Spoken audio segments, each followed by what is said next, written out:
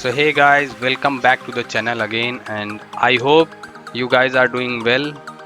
तो मैं सोच रहा हूँ कि क्लाउड कंप्यूटिंग की पूरी सीरीज बनाई जाए, जिसमें हम AWS से स्टार्ट करेंगे, फिर आगे एज्योर या गूगल क्लाउड का भी देखेंगे। तो अपना ध्यान रखिए और नॉलेज अपग्रेड करने के लिए हमारे चैनल ज्ञान जोन को सब्सक्राइब कर लीजिए, ताकि आपके पास जितनी भी लेटेस्ट वीडियो हो वो डायरेक्ट पहुँचे। AWS स्टार्ट करने से पहले हम कुछ बेसिक चीज़ें हमें समझना ज़रूरी है, क्योंकि देखिए इसके बिना हमें वो चीज़ें समझ नहीं आएंगी। वैसे तो देखो AWS वही कर सकता है, थोड़ा बहुत IT से रिलेटेड कुछ न कुछ पहले से पता हो, बट एकदम ऐसा भी नहीं है कि एकदम कोई फ्रेशर हो तो वो नहीं कर सकता, वो भी कर सकता है, कर तो सभी सकते हैं। थोड़ा समझाने वाले का तरीका और समझने वाले का तरीका कैसा है उस पर डिपेंड करता है। इसीलिए मैंने सोचा कि पहले बेसिक चीज़ें थोड़ा सा कवर कर लेते हैं, ताकि एटलीस्ट इसका जब टर्म्स हम यूज़ करेंगे AWS की सीरीज़ में तो वो एकदम ऐसा ना लगे कि पहली बार सुन रहे हो। ठीक है, तो देखिए कोई भी चीज़ जो हम आजकल यूज़ कर रहे हैं, चाहे वो अपने घर पे यूज़ करते हो, चाहे ऑफिस में हम फ़ोन यूज़ कर रहे हैं, कोई वेबसाइट यूज़ कर रहे हैं, आप अपना फॉर्म भरते हैं, वो सब कुछ नेटवर्क के इर्द गिर्द घूमता है। ठीक है, वो हर चीज़ नेटवर्क के थ्रू ही पॉसिबल हो पा रहा है आज के टाइम पे। तो देखिए नेटवर्क और इंटरनेट के बारे में मैंने एक डिटेल में वीडियो बना रखी है, उसका लिंक डिस्क्रिप्शन में डाल दूंगा। बट यहाँ पे हम नेटवर्क और उसके टाइप्स का इंट्रोडक्शन थोड़ा सा समझेंगे। तो नेटवर्क अगर बेसिकली आपको डिफाइन करना हो तो नेटवर्क क्या है, एक कलेक्शन ऑफ कंप्यूटर्स है, एक कनेक्टिविटी ऑफ कंप्यूटर और डिवाइसेस है। अब ऐसा नहीं है कि सिर्फ कंप्यूटर के कलेक्शन या कनेक्टिविटी को ही नेटवर्क आप कहेंगे। नेटवर्क के अंदर printers, phone, laptop, desktop, servers, multiple types की डिवाइसेस आ सकती हैं। ये नेटवर्क जो है ये किसी के घर में भी हो सकता है, किसी के ऑफिस में, किसी के फैक्ट्री में, कहीं भी हो सकता है। देखिए कंप्यूटर नेटवर्क भी ह्यूमन नेटवर्क की तरह ही होता है। जैसे अगर हमें कोई इन्फॉर्मेशन बहुत सारे लोगों तक पहुंचानी होती है, तो आजकल तो सोशल मीडिया का ज़माना है या किसी और तरीके से हम पहुंचा देते हैं। लेकिन पहले क्या होता था, जब ये सब नहीं था या फ़ोन भी नहीं था, उससे भी पहले अगर हम बात करें तो हम क्या करते थे, लोगों को इकट्ठा करके एक जगह उनको हम ये बताते थे, फिर वो जाते थे अपने घर पे या अपने आस पड़ोस में अपने दोस्तों को, रिश्तेदारों को, उनको शेयर करते थे। तो इस तरीके से वो चीज़ें एक जगह से दूसरी जगह पहुंचती थी। ठीक है, आजकल तो सोशल मीडिया का ज़माना है, तो ये सारी चीज़ें बहुत तेज़ी से हम पहुंचा पाते हैं, वो भी एक नेटवर्क ही है। ठीक है, अगर हम कंप्यूटर नेटवर्क की बात करें तो ये भी क्या है, एक इंफॉर्मेशन शेयरिंग का मीडियम है। मतलब हम क्या करते हैं कि हमने डिवाइसेस को एक दूसरे से कनेक्ट कर देते हैं और फिर उसके अंदर हम क्या कर सकते हैं, इन्फॉर्मेशन शेयर कर सकते हैं एक सिस्टम से दूसरे सिस्टम के बीच में, एक कंप्यूटर से दूसरे कंप्यूटर या एक डिवाइस से दूसरे डिवाइस के बीच। ठीक है, वो इन्फॉर्मेशन किसी भी तरह की हो सकती है, वो इन्फॉर्मेशन ऑडियो है, वीडियो है, ठीक है, किसी भी तरह की फाइल है, कोई प्रोग्राम है, there are lots of thing. तो देखिए ये बहुत बेसिक चीज़ है। आप जहाँ भी काम करते हैं या घर में, हर जगह ये नेटवर्क आप देखते हैं, बस उसको समझना है हमें कि वो काम कैसे करता है। तो देखिए एक ये नेटवर्क डायग्राम बना हुआ है, ये एक ऑफिस का नेटवर्क है। नॉर्मल किसी ऑफिस में जब काम होता है जहाँ पे, तो वहाँ पे एक नेटवर्क कैसे क्रिएट किया जाता है, कैसे नेटवर्क बनाया जाता है। तो नेटवर्क जो है वायर्ड या वायरलेस दोनों तरीके का हो सकता है, या मिक्स भी हो सकता है। एक ही कंपनी में वायर्ड और वायरलेस दोनों यूज़ हो रहा है, या सिर्फ वायर्ड यूज़ हो रहा है, या सिर्फ वायरलेस यूज़ हो रहा है, डिपेंड करता है। तो आजकल ऐसा कोई ऑफिस नहीं है जहाँ पे वायर्ड और वायरलेस दोनों ना यूज़ हो रहे हो, दोनों हर जगह दोनों ही यूज़ होता है आजकल। ठीक है, जैसे कुछ लोग लैपटॉप लेके कनेक्ट होते हैं वाईफाई से, कुछ लोग फ़ोन लेके कनेक्ट होते हैं वाईफाई से, कुछ डेस्कटॉप के साथ कनेक्टेड होते हैं वायर्ड से, प्रिंटर कनेक्टेड होता है वायर्ड या वायरलेस दोनों से ही। ठीक है, तो कुछ इस तरीके का इंफ्रा आपको अपने आसपास देखने को मिल सकता है। आप जहाँ भी काम कर रहे होंगे वहाँ पे या घर में भी हम लोग बना लेते हैं अपना खुद का नेटवर्क, 2-4 डिवाइसेस को जोड़ के आपस में। इस तरीके का जो नेटवर्क है वो बनाने का मतलब क्या है, कंप्यूटर नेटवर्क बनाने का मेन जो मकसद है वो क्या है, इस सिस्टम से किसी भी तरह की कोई फाइल या कोई इन्फॉर्मेशन अगर शेयर करनी है, जो कि हम यहाँ शेयर करना चाहते हैं या फिर इस सिस्टम से शेयर करना चाहते हैं, तो वो हम आसानी से शेयर कर सकते हैं। अगर ये चीज़ ना हो, अगर ये वायर ना लगाई गई हो, ये केबल ना हो, ये राउटर ना हो, और फिर हमें कोई चीज़ यहाँ से यहाँ पहुँचानी हो या यहाँ से यहाँ पहुँचानी हो, दोनों ही केस में हमें क्या करना पड़ेगा, हमें पेन ड्राइव यूज करनी पड़ेगी। ठीक है, पेन ड्राइव हम कनेक्ट करके वहाँ डेटा कॉपी करेंगे और उसको दोबारा हम जाके इस सिस्टम से कनेक्ट करेंगे और फिर उसके बाद हम डेटा कॉपी कर पाएंगे। तो इन सारी चीज़ों से बचने के लिए ही बेसिकली एक नेटवर्क बनाया जाता है, ताकि लोग बैठे बैठे अपने सिस्टम से ही वहाँ पे डेटा भेज सकें। ठीक है, जिसको हम नेटवर्क शेयरिंग बोलते हैं, नेटवर्क में हम शेयर कर पाते हैं। ये छोटे लेवल पे है, अगर इसी को हम बड़े लेवल पे समझें तो वो इंटरनेट बन जाता है। दुनिया के एक कोने से बैठ के दूसरे कोने का कोई भी डेटा एक्सेस करते हैं, लाइक गूगल या अमेजोन या व्हाटएवर, जो भी हम सर्विसेज यूज़ करते हैं, IRCTC यूज़ करते हैं, या दूसरी बड़ी वेबसाइट्स जितने भी हैं, या छोटी वेबसाइट्स हैं, खाना मंगा लेते हैं, शॉपिंग कर लेते हैं, हर एक चीज़ हम कर पाते हैं। तो बेसिकली क्या है, वो एक बड़ा नेटवर्क है, वो हम आगे अभी आने वाला है, तो वो टाइप्स ऑफ नेटवर्क में हम समझेंगे। तो देखिए टाइप्स ऑफ नेटवर्क की बात करें तो 3 तरह के नेटवर्क होते हैं, जिसमें पहला होता है लोकल एरिया नेटवर्क, जिसकी हम अभी बात कर रहे थे।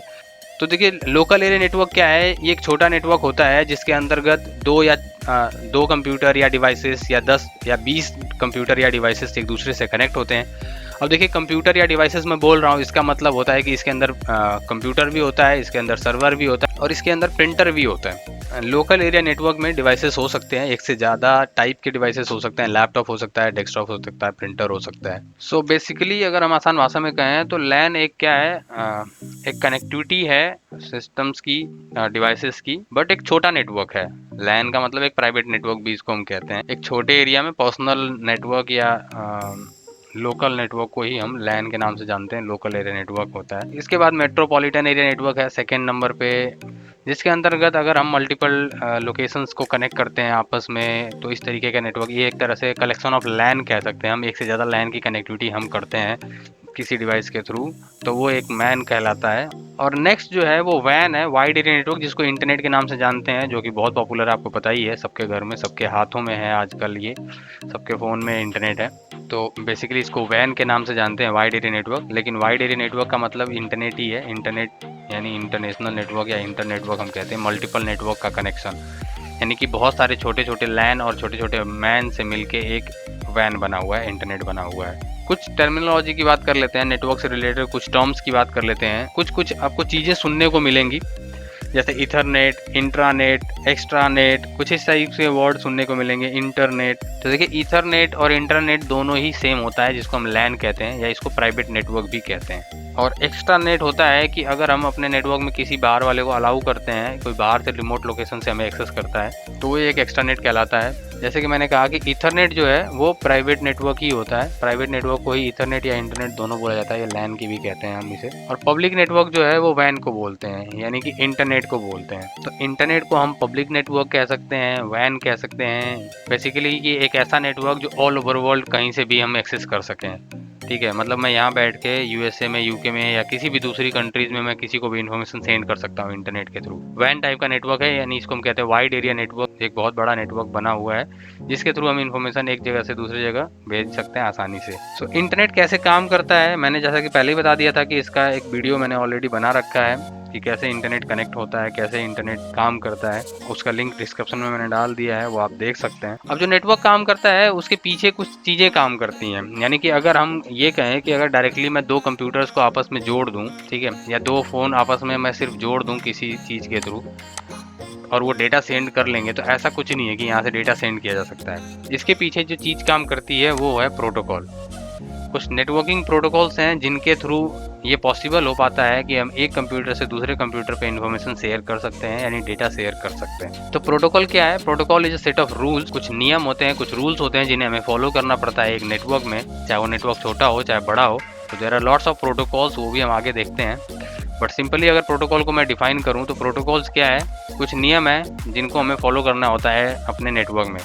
ये कुछ उसी तरीके से है जैसे एज ए ह्यूमन हमें एक सोसाइटी में रहने के लिए कुछ रूल्स फॉलो करने पड़ते हैं। एक तरीका होता है रहने का, कहाँ पे कैसे रहना चाहिए। आप घर से बाहर निकलते हो तो क्या पहन के जाते हो, किससे कैसे बात करते हो, घर के अंदर क्या पहनते हो, किस तरीके से खाना चाहिए, ऑफिस कैसे जाना चाहिए, ऑफिस में रहना कैसे चाहिए। तो ये हर एक चीज़ का एक हमारे पास एक नियम है, हम एक प्रोटोकॉल फॉलो करते हैं अपनी लाइफ में भी। ठीक उसी तरीके से नेटवर्क कनेक्शन जो बनता है उसके अंदर इसी तरीके के प्रोटोकॉल्स फॉलो किए जाते हैं। और हर काम के लिए एक अलग प्रोटोकॉल है। तो यहाँ आप देख रहे हैं इतनी तरह की प्रोटोकॉल्स होती हैं जो कि OSI मॉडल की लेयर वाइज यहाँ पे दिया हुआ है। तो OSI मॉडल के लेयर वाइज ये प्रोटोकॉल्स दिए हुए हैं। इसमें कुछ प्रोटोकॉल्स हैं, इसके अलावा और भी प्रोटोकॉल्स होती हैं जिनका यूज़ नेटवर्क में होता है। हर प्रोटोकॉल का एक अपना यूज़ है, एक अपना काम है, ठीक है। और वो प्रोटोकॉल स्पेसिफिक उसी चीज़ के लिए काम करती है। जैसे यहाँ पे आप देख रहे हैं काफ़ी सारी प्रोटोकॉल देख रहे हैं, DNS है, RPC है, SNMP है, BOOTP, FTP, टेलनेट। तो इन सब का एक अपना काम है। इसमें से कुछ हम समझेंगे भी AWS में, कुछ और हैं जो नेटवर्किंग से रिलेटेड हैं, कुछ सर्वर से रिलेटेड हैं। बट ये कहीं ना कहीं हर एक प्रोटोकॉल कहीं ना कहीं यूज़ होती है। अब ये जो प्रोटोकॉल काम करती हैं ये पर्टिकुलर इनके लिए पोर्ट डिसाइड किया गया। तो टोटल नंबर ऑफ जो पोर्ट्स होता है वो 65,536 पोर्ट्स होते हैं, जिसमें से 1024 पोर्ट्स ऑलरेडी असाइंड हैं कुछ कॉमन प्रोटोकॉल्स के लिए। जो मैंने पिछले अभी स्लाइड में दिखाया था वो प्रोटोकॉल्स वो सब इसी में इंक्लूड हो जाते हैं। इसके अलावा कुछ और पोर्ट रजिस्टर्ड हैं और सर्विसेज के लिए। और इसके अलावा जो बचे हुए पोर्ट्स हैं उनको हम किसी भी प्राइवेट सर्विस के लिए या अपने कस्टम हम किसी भी काम के लिए उसको यूज़ कर सकते हैं, ठीक है, यानी कि हम अपनी कोई पर्सनल एप्लीकेशन या कोई पर्सनल कोई सर्विस यूज़ करना चाहते हैं रिमोटली मेरे एक ऑफिस से दूसरे ऑफिस के बीच में, तो इनमें से हम कोई भी एक पोर्ट नंबर यूज़ कर सकते हैं फॉर दैट सर्विस। वो सर्विस कुछ भी हो सकती है। तो ये कुछ एग्जांपल्स हैं कि मैंने जैसे कि बताया कि 0 to 1023 तक, यानी कि टोटल 1024 प्रोटोकॉल्स जो पहले से असाइंड हैं, उनमें से कुछ एग्जांपल्स हैं जैसे HTTP के लिए 80, FTP के लिए 20 and 21, POP के लिए 110, SMTP के लिए 25, ठीक है। तो ये कुछ पोर्ट्स हैं जो ऑलरेडी डिफाइंड है, असाइंड है किसी न किसी प्रोटोकॉल के लिए।